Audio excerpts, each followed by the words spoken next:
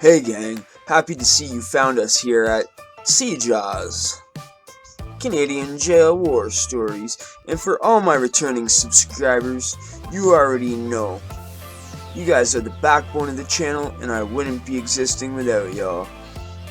So, and if you're not subscribed to the channel, what are y'all waiting for, man?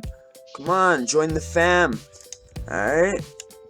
If you like to watch, but you're not subbed, and you haven't shared or liked, what, do you hate me or something, man? Come on, join the family, and help this channel grow. And we'll see you in the next episode, if you subscribe and come back. If not, let's get straight into this.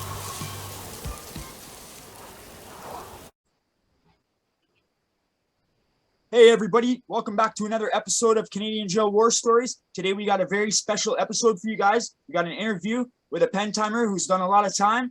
A good friend of mine. He's got a prison channel himself, and here he is to introduce himself to you guys. All right, I'm Harvey Seidel from Harvey Talks Prison. I started a channel about a year ago, and to try to reach the youth, you know, keep them from going to prison, messing up. And I went to prison in 1987 and got out in 2016. Wow, it's a heavy time, man. That's what is that? 9 years? 19 years? 29 years. Holy crap! I'm bad at math. Sorry, bro. Okay, so 29 years, man. I bet you got a lot of stories for 29 years, man. Yeah, most of the best stories are from the first prison I went to, the Missouri State Penitentiary. That was the worst penitentiary that I was in. Okay. And it's a museum now, but you can take tours and stuff through it. But it was bad. There was no AC. People just always fighting, stabbing one another, you know. Yeah. But, I mean, they're all bad, but that was the worst one. Okay. What's the worst thing that you've seen in there? I can't put a finger. A lot of people ask me that, and I can't put a finger on any single thing. I know. I hear you. When they ask me the same Yeah. It's like there's so many things that come to your mind. It's just like the whole damn thing was treacherous. They're all bad, you know. Yeah, I hear you. You know, whether it's stepping over a body, going to chow, you know, seeing somebody tie two sheets together and jumping off the rail, you know, top tier. Just somebody being almost scalped, you know. Yeah. What are the politics like there? Do you know anything about that, or did you run with anybody? Were you like with an organization, or were you by yourself? Because what state are you in? Sorry. Missouri. Missouri. Okay. How does it work in Missouri? Because I know. I mean, I hear West Coast are totally different. Right. I hear now that it's getting where you have to join a gang. But when I was in, you didn't have to join the gang. But it was always good to have people around you. You know. Yeah, I guess because 29 years ago. Yeah, I can understand that too, because I heard a lot of stories from my uncles and dad that were in the pen for many years, probably about your age. And yeah, it wasn't much gangs back then. It was just stick to your little crew of friends, right? Right. That's basically what it was. And even when it started getting gangs, you could still hang out with. You didn't have to join one. You know, just. So it's not segregated like LA. It's more like the East Coast. It's like a free for all. Yeah, it's more like a free for all. But I mean, if a riot took place or something, you kind of want to stick with your own kind. You know. Okay. Okay. It's nothing like racial. You don't want to be on the other side. You know. I hear you. Yeah. Makes sense. Yeah, that makes sense. But when I was at the walls, the Missouri State Penitentiary, the only thing self-segregated was the chow hall. And blacks sat on one side and whites on the other side. Okay, okay. And not only that, once you got a seat, that was your seat. You didn't let nobody take that seat from you. Right, right. Yeah, that's how it works too in all the prisons I've been in. Yeah, Yeah. that's your seat, and you're gonna sit there for the rest of your bid. Right. Yeah, I know. And it's sort of like the seats are almost like a status, almost like, the ones at the back, furthest away from the guards is like the right, where they all want to be, right? right, yeah. You know, like you said, the farther away you are, you know, the higher your status. You know, and like the ones that might be a little scary or something, they kind of set up front where the guards were at. You know, Right. You're a little paranoid about whatever, but yeah. probably the ones that are getting extorted and all that kind of stuff. When I first got there, I sat on the wrong side. I didn't know him, you know. And this guy comes and he goes, "Hey, you're in my seat." So I just moved around. Right. He goes, "I'm going to give you a little piece of free advice. Your kind sits over there." What the hell? I looked over there. Your kind. Yeah, I looked over there. It's all white. I get up and I walk over on that side. And on the way I was walking over there, it seemed like every eye in the chow hall was on me. You know. Oh yeah. Just everybody was just watching. You know. Yeah. Well, that's how it is when something's going on, man. Except for a fight or something, then you don't want to look. It's like you don't want to be a right. Yeah, I told people, you know, right before I got out, a fight or something happens, it seems like everybody wants to watch. You know. Yeah. That's a heat bag thing, man. Yeah, I told them, don't do that, man. No. You know. No, if someone's drawing heat on them, looking straight, you know, just right. Or just like stretch once in a while, but like you know what I mean? Like, don't just stare at it and be like, yeah, go. Like come on. You don't get in a circle around them or anything, you know. They just exactly. Yeah. And I've seen that happen and it gets busted, you know? Yeah, and then it comes back on you. Right. You know? Or when guys go in the back and whatever and nobody makes a big scene about it, it's just over and done with. You know what I mean? Exactly. You don't have to sit in the damn hole for months and months on end if they just want to do a fade, you know? Yeah, the hole ain't no joke. Right. But what was your whole another time thing like? you do, well, it depended. Usually, like, huh? Did you do any time in the hole? Oh, I did a lot of time in the hole. Yeah. But I did different amounts. You know, I did 9 months once for a number 3, which is a dangerous contraband. I did, when I got a release date, they lowered my level and put me in a hole for my own protection. Put me in a single man cell. I was in the hole for 2 months then, waiting to get transferred. They wouldn't let me on the yard because they said if anything happened to me, they could get sued. Oh, okay. But, you know, I was telling them, man, I'll sign a waiver or anything, you know. I've been on this yard 12 years, you know.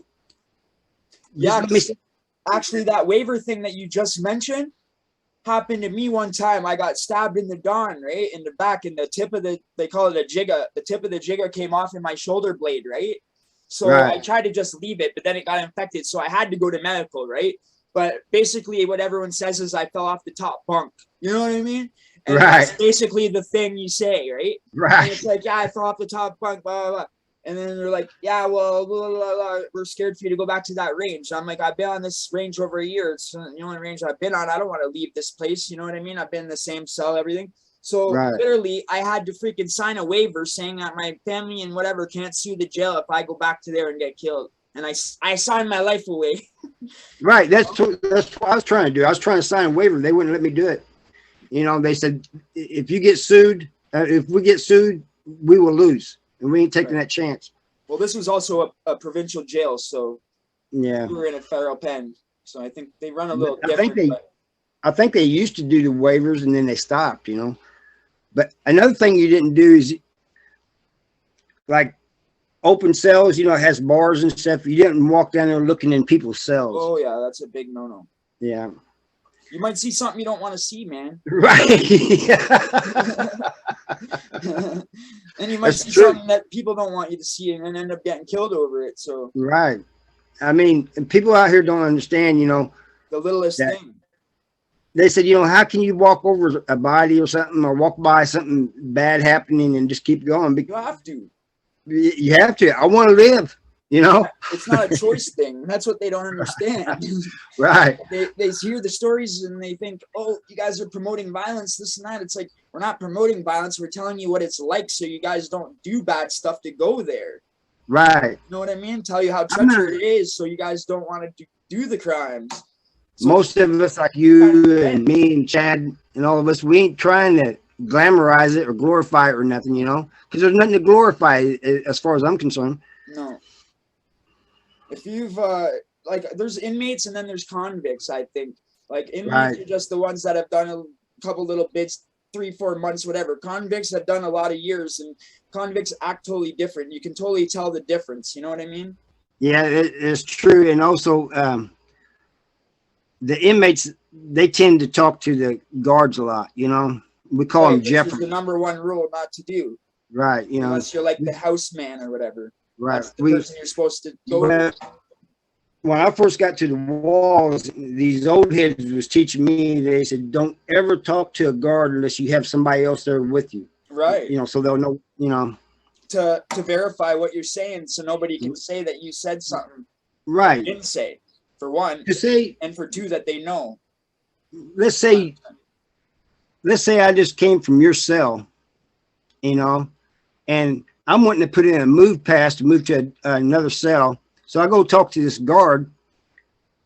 Not long after I talk to the guards, they go in your cell and they bust you. You're going to immediately think, hey, he was just talking to the guards, you know? Yeah. And it's going to look really, really bad. Yeah.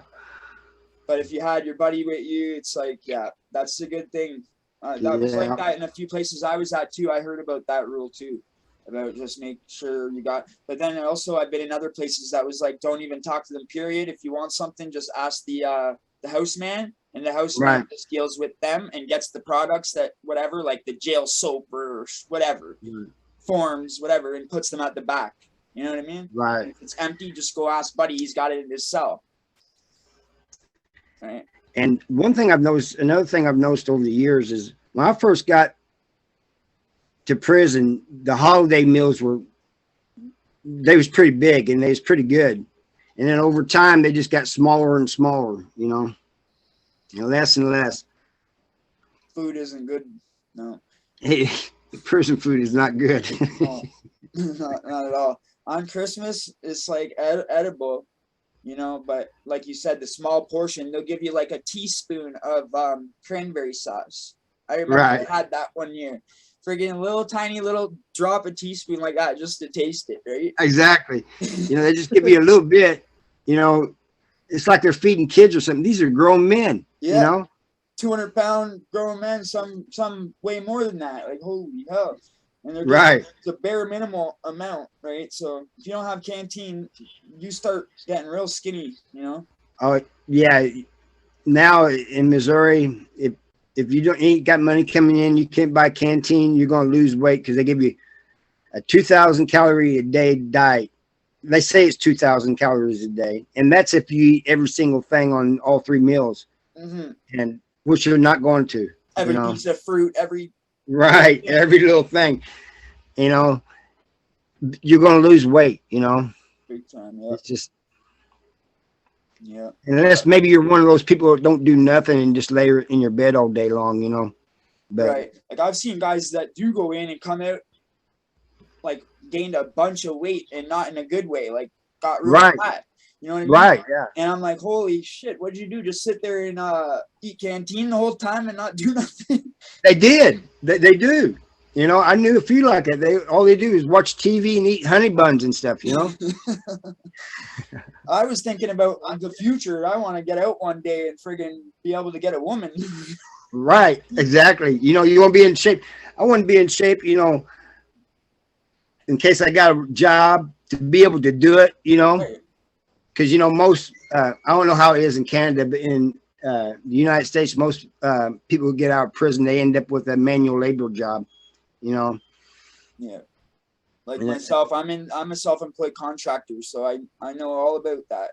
Right. You know, yeah, I'm doing that right now because it's like you got to do something, man. Until you become a big success, you got to have an income. You know what I mean? Like I pay $1,300 a month for the rent, and then you got to pay for food. You know what I mean? And stuff like that. So you got to have a job. It's like that's mandatory.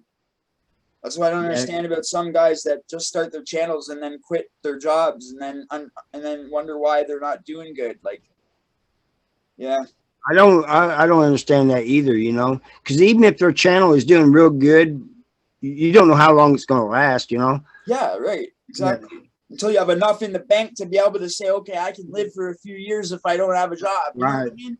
Then I wouldn't be quitting. Right. That's true. But yeah, Missouri was, and we call them, it's a slang, you know, in the United States, they call a lot of federal prisons, they call them camps. Well, in Missouri, they call the state prisons camps too. You know, it's just a slang thing, you know. Okay. But yeah, it's not fun. See, No. in the States, you guys call the feds something that's like totally separate, that's like a different place, right? It's like a RICO thing, right? Where here in Canada, we call fed, like if you're going to the Fed, that's federal, like you're going to the pen, the federal penitentiary. Where if you're going to jail, you're just going to the provincial jail. Like Right. doing dead time, going to court, waiting to get sentenced to go to the pen, or sitting there doing enough dead time like I do to get time served. Right? You do like whatever 20 months and get 40 months time served. I've done that plenty of times. It was just it's not fun when you're in those jails because you don't have a TV in your cell. You know how the jails are like more fighting constantly, right? Guys are coming in from different sets on the pod, and now they want to run the pod. So then it's like a big beef between the two gangs trying to power struggle. You know what I mean? Right. To see who's gonna get the benefits. Because here in Toronto, the way the jails work, if you got the pod, like there's usually two servers, two cleaners. If you're one of them, you're gonna get every package that comes there, and the guys have to give it to you. It's like the mandatory rule for years and years, years. You have to bust it to the server, and then the server, how much respect they have or whoever you are, will piece you back off whatever they think. Oh, I see. You know what I'm saying? So if you Yeah. have utmost respect, they're going to give you most of it and take a little bit. If you're like Right. some clown or whatever, they're going to take all of it and give you a little piece, Right. right? So people Hey, all so want to be the server because obviously that's a lot of money, right? So I noticed that you and Matt Clark talk about the range. Do you mean the yard? no, the range is like the living, like the I guess day room where you guys would be, like where the TV for the whole pod is, and like the phones and the tables where you sit at. Oh, all right. In Missouri, we call them wings. Okay. Yeah, And I've heard them call ranges, pods, wings. Like yeah, we call them pods. A lot of pods people. because they call them pods. Right. Like in the super jails, like Penetang, Lindsay, and the Hearst, they call them pods because they're these circles, and they're like, they all look the same. All three jails are identical. It's weird. It's like trippy because I've been in all three, and it's like it feels like I'm at the same place all the time because they're set Right. up the same. And yeah, man, it's Well, weird. in Missouri, they back in the '90s, they started building a bunch of new prisons, and every one of them is just like a cookie copy of the other one. The exact same prison, it's just in a different place. All right. Yep. I hear you on that. But like places like the Don and like the West and stuff like that, the Toronto Don Jail in the West, they closed the Don Jail now. Now it's the Toronto South. But those places are more ran like differently. Like they cook the food at the jail. They don't have it sent in these little trays. And Right. like, because these super jails, they have these little hot tray things and cold trays that come, right? And it's like, you'll have the same breakfast every Monday, the same breakfast every Tuesday, you know what I mean? And then Right. in a month, it just repeats itself. So the same breakfast every weekdays, like every week, every morning, you'll have the same breakfast a different day. You'll have a different Right. breakfast. Yeah, I know what you mean. But then for lunches and dinners, it'll rotate throughout the whole month, and then it'll start over again. So if you Wow. get like meatballs and rice, you're gonna get that again for another month on that day. You see what I mean? See, right. Here. See, in Missouri, they go on a 6-week cycle, but a lot of the meals are the same. It's just on like a different time, like lunch or supper or something. But they go on a 6-week cycle, and then they start over again. You know, Nope. but through that 6-week cycle, you'll have a lot of the same things. You know, it's just on like a different time or something. The best one I was in for food was the Don. That was the most scariest jail, or the most active anyways. like where you had to feel like you got to have a weapon every day and protect yourself every day. You know what I mean? Like that's how it feels at that jail. Where other jails I've been in, it feels like I can walk around in slippers. You know what I mean? Right. So that's what I mean by the difference. It is a big difference. I know exactly. Sorry, but that jail had the best food because they would cook it at the jail. The inmates would cook it, and they'd have big jerk chicken plates coming and everything. Wow. And again, then all the guys want to punk off the food. Right. But I know exactly what you're talking about, though. You know, like at the walls, I was young, and I came to the conclusion I got a life sentence. It looks like everybody's dying. I need a weapon, you know, and I just felt I need one. I didn't think I was going to make it out there, you know.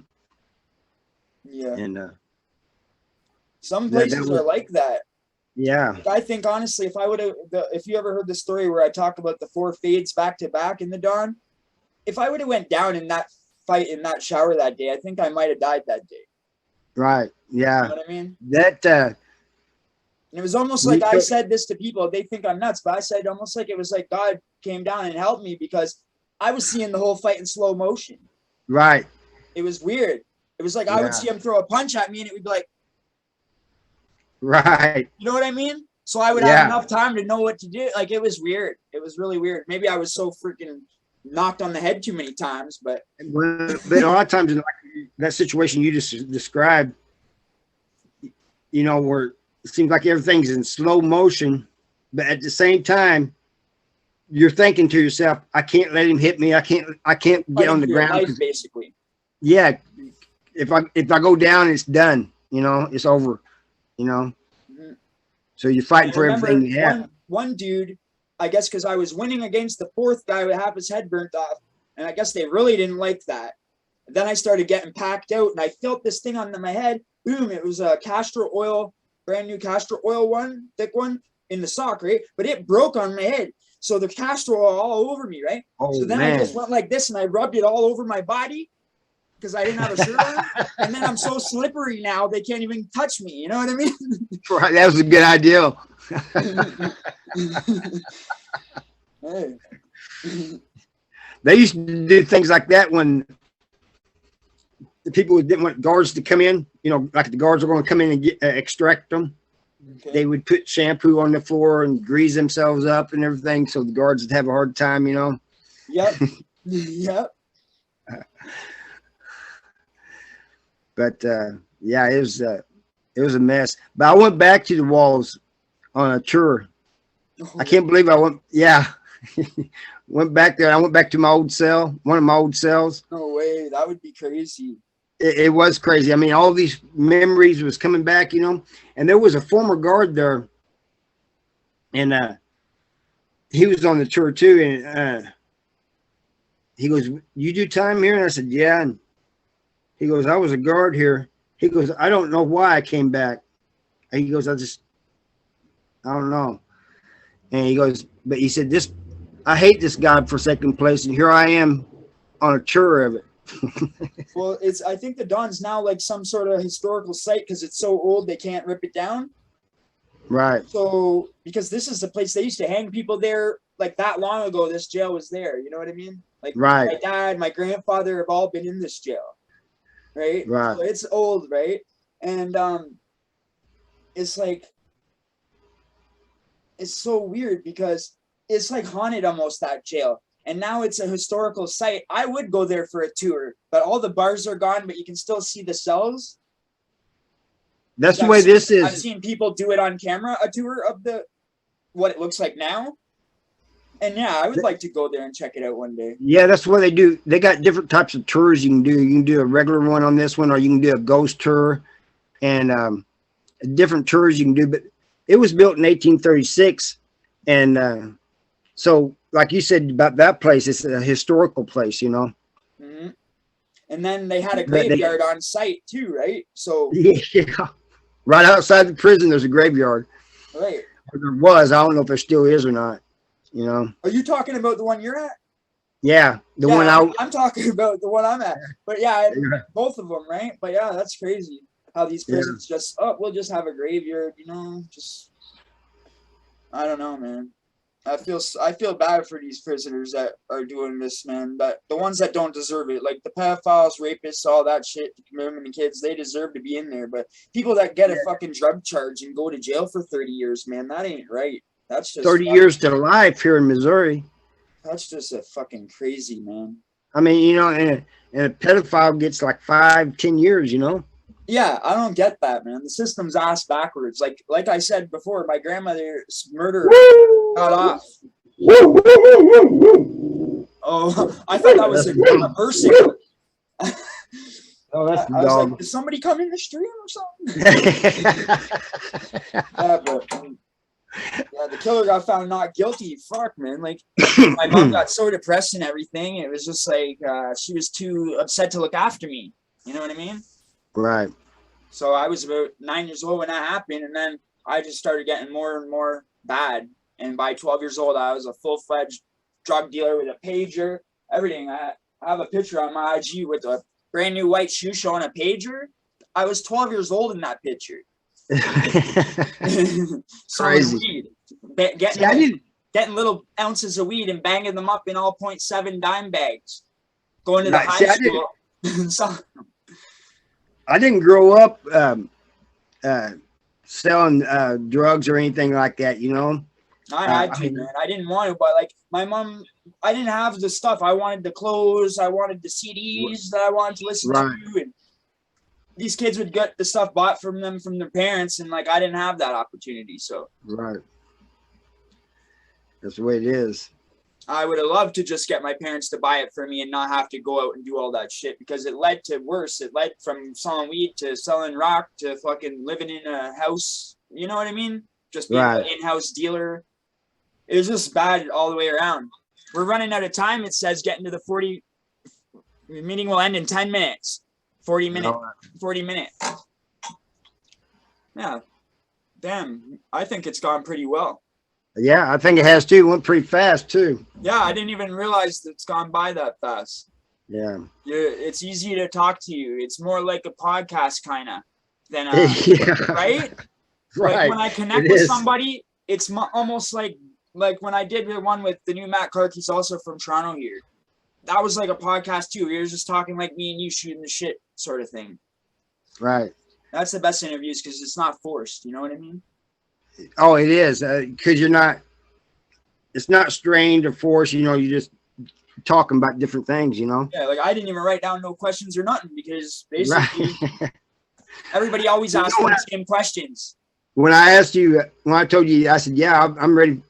I'm willing to do a collab, you know, let's set up a time. I didn't know it was going to be like the next day, you know. Oh, shoot. Okay. But that's all right, you know. I was expecting for you to take a few days to get ready. You know, I wasn't expecting. I said, wow, he's ready. Yeah. I'm doing another one tonight with Cuzzo at 9. Oh, wow. Yeah. That's crazy. And he's got a special guest too coming on with him. So that's pretty cool. But I'm not going to put them both out on the same day. I like to get content so I can just focus on working at my job and have the stuff ready to upload for the people. You know what I mean? Exactly. But yeah, so is there anything that you want to shout out or anything like that? You got I'll pin it in the comment section or in the description. Well, I just want to let people know, like young people, you know, don't throw away your lives. You know, it's not cool being in prison. It's not good, you know. And one wrong decision can ruin your life forever, you know, and change your life. Some good advice right there. All right, everybody. So that's the conclusion of today's episode. Be good and listen to this advice. This is really good advice. And we'll see you in the next episode. Take care.